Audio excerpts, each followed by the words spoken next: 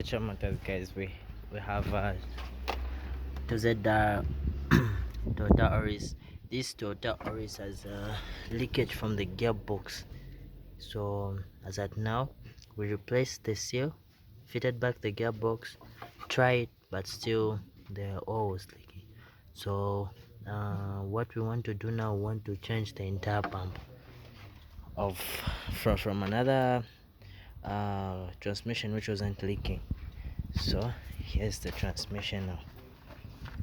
So right now we'll show you how to remove the pump. So this is the pump. So you have to get it. These are 12mm bolts. This is a 12mm socket. Have to unscrew these, unscrew them,